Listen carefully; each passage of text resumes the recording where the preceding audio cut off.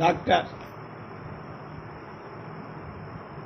CH Sushila Devi గారి శ్రీ ముళ్లపూడి వెంకటరమణ రచనలు సమగ్ర పరిశీలన 10వ భాగం 21/7/20. విదేశీ మోజు. మన వాళ్ళలో విదేశాల మీద మోజు.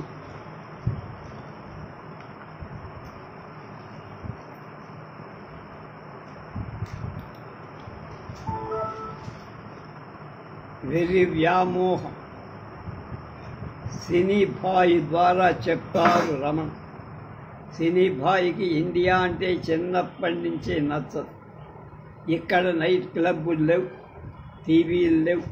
అందుకే ఈ నరసయ్య హోటల్ గోడ మీద చామాలమ్మ పిలకలు కొడుతుంటే చూసి పెదవి విరిచి కూల్ ఇండియా అని జాలిపడ్డా. వీడైతే అమెరికా వెళ్ళలేదు, కానీ వీడి మామయ్య డియరెస్ట్ ఫ్రెండ్ వెళ్ళొచ్చాడు. వాళ్ళ మామయ్య స్వగ్రామం ఈజిప్ట్ అట. అక్కడ ఆయనకు ఒక ఫ్రెండ్, ఆ ఫ్రెండ్ అమెరికా అవి చూసొచ్చాడు. ఆ గోరోజనం యావత్తు వీడికి అంటుకుంది. అందుకని ఇండియా సివిలైజ్డ్ కాదు అంట. ఇండియాలో ఏం లేదు, వాడి బొంద ఉంది. ఇక్కడేముందండి నా బొంద అంట. సుందరకి డబ్బు వచ్చేట్టు కనపడడం లేదని ఊళ్ళో దీపం వంటి కుర్రాడు నాయుడుగా రబ్బాయికి టోపీ వేసి మద్రాసు ప్రయాణం కట్టించారు. గుడి బడి. ఇంతకీ కథకి మూలం సూరయ్య ఎన్నికల హడావిడికి పట్టుదల కారణం ఒకటి. ఊరంతా రాజకీయాలతో కుతకుతలాడటానికి ఒక అపూర్వ సంఘటన జరిగింది. రామనాథం గారని ఒక వయోవృద్ధుడు ఉండేవాడు. ఆయన రామభక్తు. 2 ఎకరాల పొలం వినా చుట్టుపక్కలెవరూ లేరు. కృష్ణారావాన్ని కాలక్షేపం చేస్తూ అప్పుడప్పుడు తీర్థయాత్రలకు వెళ్ళొచ్చాడు. ఒకసారి తిరుపతి వెళ్ళొచ్చాడు. మర్నాడు కరణం మునసబులతో మాతా మంతి కలిపారు. వారం రోజుల నాటికి ఉన్న 2 ఎకరాలు ఊరి కొంప అయిన కాడికి తెగనమ్మేశారు. మాగాణ్ణి కాబట్టి 4,000కు పైనే పలికింది.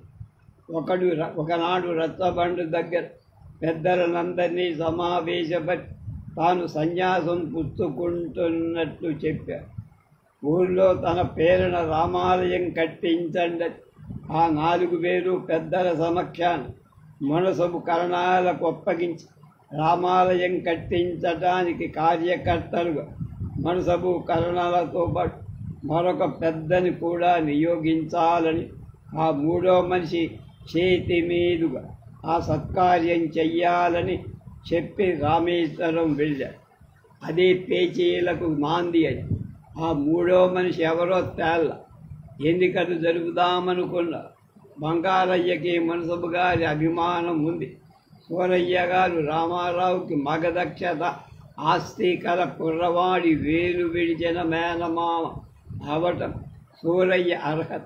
కరణం గారి మద్దతు ఉంది 2 పార్టీలకు.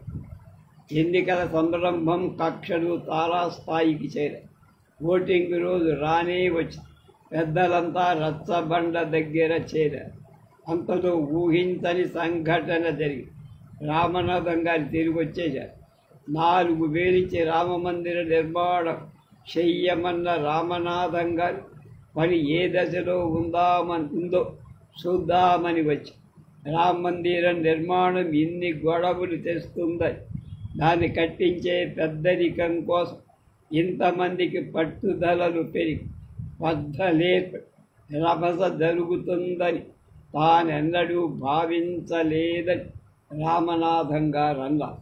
ఆ డబ్బుతో ఊళ్ళో ఒక పాఠశాల కట్టించాలని ఇప్పుడు పాకలో నడుస్తున్న దాన్ని అంతగా అయితే బడిలోనూ ఒక గదిని రాముడి మందిరం చేసుకోవచ్చు.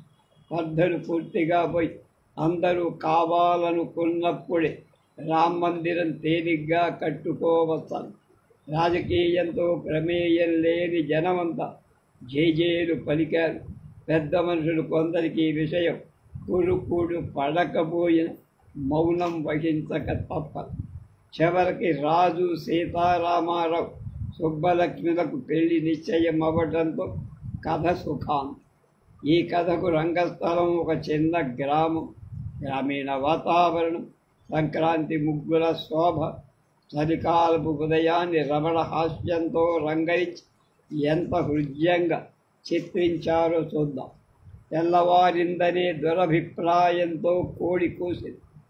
కాకులు మేలుకులు, పగు ఈగలు డ్యూటీకి బయలుదేరి, దోమలు విశ్రాంతికి ఉపక్రమించి, దాని గుంటల్లో పిల్లలు బద్ధకంగా లేచి ఒళ్ళు విరుచుకొని బయటకు వచ్చాయి. ఆవులు అంబా అన్నాయి, పువ్వులు వికసించాయి. నవ్వడం అలవాటైన పిల్లలు చక్కగా నవ్వారు. ఉత్తపుణ్యానికి ఏడవడం వృత్తిగా గల పిల్లలు చక్కగా ఏడుపు మొదలుపెట్టి, కొద్దో గొప్ప పాడి గల ఇళ్లలో అమ్మమ్మలు బామ్మలు భూపాల రాగఛాయలో అమ్మా గుమ్మడేడి అని పాడుతూ మజ్జిగ తిరుగుతాను. బుద్ధవంతి పూలలా బుద్దుగా పచ్చగా ఉన్న అమ్మాయి పంచకళ్యాణి గుర్రాలకు మధ్య శోభిస్తూ కళ్ళు నులుపుకొని, కాటిక మరింత అందంగా పులుముకుంటూ, ముంగురుడు సవరించుకుంటూ, విడిపోయిన జడలల్లుకుంటూ అమ్మల చేత బామ్మల చేత సున్నితంగా చీవాటు తింటూ ఇల్లు కళకళలాడేలా తిరుగు. కొందరు గుమ్మాలలో తేడ నీళ్లు చల్లి సంక్రాంతి ముగ్గులు తీర్చిదిద్దు ముగ్గులంత అందంగా సజీవంగా నవ్వుతుంది. 10 ఏళ్ల పిల్లలు గుబ్బి తట్టుతున్నారు. అలాగే రౌడీ తమ్ముళ్ళు, రాలుగా ఈ కుర్రాళ్ళు లేచి గోటీ బిళ్ళ, బొంగరాలు, పిడకల దండ కులాసాగా ఉన్నాయో లేదో చూసుకొని సద్దెన్నాలకు సిద్ధమవుతారు. బస్తీ వెళ్ళొచ్చిన యువకులు గడ్డాలు పెరక్కపోయినా సరేనని రేజర్ సెట్ అద్దం సిద్ధం చేసుకుంటున్నారు. రేపు కాలువదాపు రైవు దారి అంతా నీటి కడవలు ఎత్తిన పెట్టుకొని నడిచే అప్పలమ్మల, బిందెలు సంకన పెట్టుకుపోయే బామ్మల చూడముచ్చటగా. బస్తీకి కూరల కావిలు చాలా పెందరాళి వెళ్ళాయి. ఆలస్యంగా లేచిన వాడు హడాబడి పడిపోతాడు. ఈ సరయ్య హోటల్ నుంచి ఎండు తామరాకులు వేడివేడి ఇడ్లీ పొట్లాలను ఆనందిస్తూ కొందరు కుర్రాడు తిరుగుతారు. ఈ హడావిడి అంతా చూసి నిజంగానే తెల్లారిందనుకుని సూర్యుడు అప్పుడు ఉదయించాడు. సహజంగా తెల్లారటాన్ని హాస్య ధోరణలో వర్ణించారు రమణ. ఇది వర్ణనాత్మక హాస్యం. సూర్యుడు ఉదయిస్తే తెల్లారిందనుకుంటారు, కానీ జనం మేలుకొని హడావిడి పడతారు. కానీ జన హడావిడి చూసి తెల్లారిందనుకొని సూర్యుడు ఉదయించాడని హాస్యాన్ని పండించాడు రమణ. సినిమా వాళ్ళు వేరేగా ఉంటారని, వాళ్ళ వేషభాషలు వేరేగా ఉంటాయి. చూడగానే సినిమా బాపతని గుర్తించేలా వాళ్ళు ఉంటారని రమణ అంటాడు ఒక చోట. సినీ బాయిని వర్ణిస్తూ వీర్రాజు అంటారు. వాడి వాట ఆ న్యూస్ పేపర్ బుష్కోట్, మూతి మీద ఈగవాలినట్టు 3 వెంట్రుకల మీస, గెరదాల వ్యవహారం చూసి సినిమా వాడిని గుర్తుపట్టారు. వసబిత్తగా చెగవాగుతుంది. ఇలాంటి సినీ బాయిని కూడా వీర్రాజు తమాషాగా బుట్టలో పడేశారు. నేను బొంబాయిలో అసిస్టెంట్ కెమెరామెన్ అని చెప్పేసరికి నమ్మేసి తన పురాణం చెప్పాడు. నాకు తోచిన ట్రీట్ సినిమా పత్రికల్లో చదివిన 4 చెప్పేసరికి గుట్టుమట్టు లేకుండా అన్నీ చెప్పి తనకు బొంబాయిలో ఛాన్స్ ఇప్పించమని, నేను వచ్చే నెల హాలీవుడ్ వెళ్తానని, వెళ్ళొచ్చాక తప్పక చూస్తానని చెప్పాక గుమ్మైపోయాడనుకోరా మన్ని నమ్మేసని వీడు చెప్పాడు. ఇక్కడ వీర్రాజులో కొద్దిగా గిరీశంత గ్రేట్ లక్షణాలు కనిపిస్తాయి. వీర్రాజు సినీభాయ్ హోటల్లో కాఫీ తాగా. ఇంతలో సినీభాయ్ పరుసు పోయిందన్నాడు. పరుసు పోయినా సాగు లేదు, కానీ సిగరెట్ పెట్టే మధ్య వజ్రం పొదిగిన వెండి కేసు 20 సిగరెట్లతో పోయిందని బాధపడు. పరుసు పోవడమే అబద్ధం. పైగా వజ్రం పొదిగిన వెండి కేసుతో పాటు 20 సిగరెట్లు అంట నవ్వు తెప్పేసి. అలాగే సుందరంతో వీర్రాజు రామారావు గొడవ పడే సంఘటన పూర్తిగా నవ్వులుగా. రామారావు సుందరాన్ని బెదిరిస్తూ ఈ ఉత్తరం ఇచ్చేయి, లేకపోతే మా వీధికి రా తన్నిస్తా అంటూ.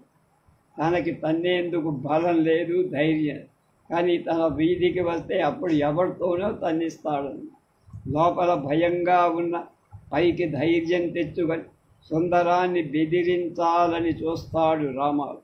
అయినా బెదురుగానే ఉంది. సుందరం శరీర సౌష్ఠవాన్ని చూస్తూ, సుందరం గారు, మీరు వేషాలు వేస్తే మీ ఫ్రెండ్ సినీభాయ్ చెప్పిందంతా అందరికీ చెప్పేస్తా, మీకు కుదిరిన సంబంధం చెడగొడతా అన్నాడు బెదురుగా. సుందరం కూడా మర్యాదగా తిట్టడం మొదలెట్టి, ఏడ్చారులేండి రామారావు గారు, మీ ఆశ అదేని నాకు తెలుసు, కానీ తాంబూలాలు ఇచ్చుకున్నాం, ఇక మీరు చేసేదేం లేదు అన్నారు. వీర్రాజు గారు, మీరు పరమ రౌడీ. ఊరిలోకి పెద్ద మనిషి వస్తే వాటిని బెదిరించి రహస్యాలు చెప్పించడం పెద్ద మనుషుల పని కాదు. నాకు కల్చర్ ఉంది కాబట్టి ఊరుకున్నా, కానీ ఈ పాటికి మిమ్మల్ని రెచ్చావ కొట్టేవా. రామారావుకి ఒళ్ళు మండిపోయి, అంటే ఎందుకండి అండి, బండిని ఓ పక్క తిట్టిపోస్తూ మళ్ళీ అండి అని ఎందుకు, కొట్టండి, ఏమాత్రం కొడతారో చూడండి అని. తీరా సుందరం తన్నబోయేసరి, ఏముండోయ్ సుందర్రావు గారు, మనం గుడికి వెనక్కి వెళ్ళి కొట్టాడుకుందాం రండి, జనం వచ్చే వేళయిందంటాడు అనక్కువగా. చివరికి పకోడీ మంత్రంతో సుందరం సరెండర్ అయిపోయాడు. శత్రుత్వం పోయింది, ఫ్రెండ్స్ అయిపోయాడు. వీర్రాజు మెల్లగా అంటాడు, సుందరం గారు, ఇందాక మీరు శుద్ధ వెధవలు రౌడీలు అనుకున్నా, ఇంత అమాయకులు అనుకోలేదండి. మీరు బహువచనం కాబట్టి వెధకు బహువచనం వెధవలు, రౌడీకి బహువచనం రౌడీలు అని వాడాడు మర్యాద. గౌరవంగా తిట్టుకున్నారు. మరి ఈ సంభాషణాత్మక హాస్యం, పేరడీ సెటైర్ పట్ల రమణకు మక్కువ ఎక్కువ. ప్రాచీన సాహిత్య రచనా ధోరణి ఈనాటి పాఠకుడికి కురుకుడు పడదు. నిఘంటువుని చూసి కఠిన శబ్దాలు, సంస్కృత సమాసాలు అర్థం చేసుకునే తీరిక ఓపిక ఆనాటి పాఠకుడికి లేదు. కనుక ప్రాచీన రచనా ధోరణి చాలాసార్లు వెక్కిరిస్తాడు రమణ. రామారావుని పరిచయం చెయ్యటం అలాగే సాగు. శరత్ సాహిత్యం, ఆనాడు శరత్ సాహిత్య ప్రభావం తెలుగు సాహిత్యం పైన, తెలుగు సినిమాల పైన చాలా ఉంది. దానికి హాస్యానుకర రామారావు తెగించి త్యాగం చేశాడు.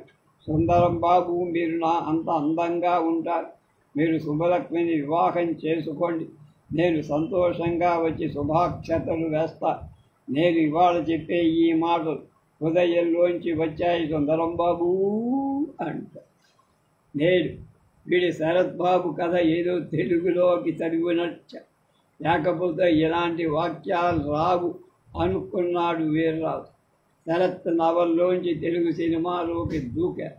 రామారావు గారు, మీ ఔదార్యానికి నిజంగా కృతజ్ఞ.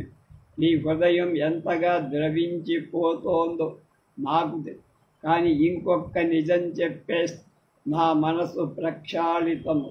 వీళ్ళిద్దరి ధోరణి చూసి వీర్రాజు విసుక్కున్న.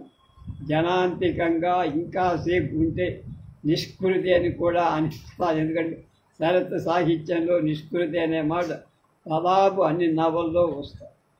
అలాగే గంపెడు పాదధూళి, కడివెడు కన్నీరు, త్యాగాలు శరత్ నవలలో సర్వసాధారణమై హృదయం ద్రవించడం, మనసులు ప్రక్షాళితమవడం, నాకు నిష్కృతి లేదు అనడం తెలుగు సినిమాలో కూడా ఆ రోజుల్లో తెలుగు సినిమా పాటల పుస్తకం అమ్మేవాడు. పుస్తకం మొదట్లో కథ క్లుప్తంగా వీసేవాడు. క్లైమాక్స్ ముగింపు చెప్పకుండా చివరికి ఏమవుతుంది అని ప్రశ్నలు వేసి మిగతా కథ వెండి తెరపై చూసి ఆనందించండి అని రాశాడు. దాన్ని సరదాగా అనుకరిస్తూ వెక్కిరిస్తూ ఆ పైన భాగవతం వెండి తెర మీద చూడాల్సిందే. మావా ఇంకోలా అప్పు తీర్చగలడా? కాంట్రాక్టర్స్ ఎత్తి ఏం చేస్తారు? సుందరం సుబ్బలక్ష్మిని చేసుకోగలడా? కథానాయకుడు రామారావు ఏమవుతాడు? వాడి చెలికాడు వీర్రాజు కాని కొంపదీసి సీతని పెళ్ళాడేస్తాడా? మిగతా కథ వెండిపై చూడు అంటాడు వీర్రాజు. దొంగరాముడు దొంగ భీముడు సంభాషణలలో వారి అమాయక ఆహ్లాదంగా ఉంటాడు.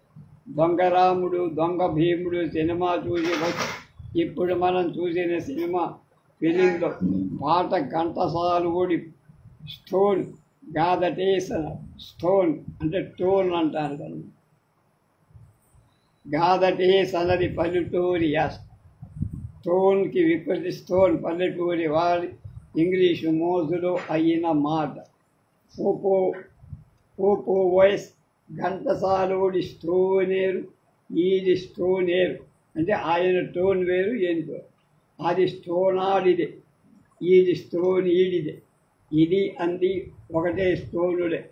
ఇది హిందీ స్టోనులే అంటే హిందీ స్టోన్ అని. ఇంగ్లీషు భాషా వ్యామోహం సినీ పరిశ్రమ అంతా మాకు తెలుసుననుకునే అమాయకత్వం భీముడి మాటల్లో చైకి లాపరా నువ్వు వెనకాల లగెత్తుకురా. చదువురాని వాడు షాని సాగా సైకిల్కి సైకిల్ అంట. అది మా సైకిలు చారు సారు. మా చిట్టికి చిలుక చొక్కాలిట్టమంటాడు భీము. చిట్టికి చిలుకు అంటే సిలుకు చొక్కాలు. శబ్ద వికృతి ద్వారా హాస్యాన్ని చెందించడం రమణకి అభిమానమైన రచనాపద.